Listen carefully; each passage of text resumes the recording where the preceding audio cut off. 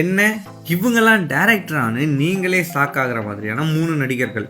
இவங்க ஒன்றும் சும்மா படம் எடுக்கல. இவங்க டைரக்ட் பண்ண படங்கள்லாம் செம்மையாக ஹிட்டான படங்களும் இருக்குது. சொல்லவா? அழகம்பெருமாள் நிறைய படங்களில் நடித்து தானே பார்த்துருக்கீங்க. ஆனால் இவர் ஒரு டைரக்டர். இவர் விஜயையும் மாதவனையும் வச்சு படம் எடுத்திருக்கிறாரு. உதயா, டும் டும் டும் படங்களை டைரக்ட் பண்ணியிருக்காரு.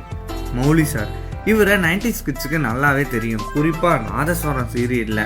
ஆனால் இவர் ஒரு டைரக்டர். இவர் எடுத்த ஒரு படம் செம ஹிட்டாக இருக்கு. அதுதான் பம்மல்கே சம்பந்தம். ராஜ்கபூர் இவர் பேர் இப்போ தான் நிறைய பேருக்கு தெரியும். வெறும் வில்லனாத்தானே நிறைய பேருக்கு தெரியும். ஆனால் இவர் ஒரு டைரக்டர்.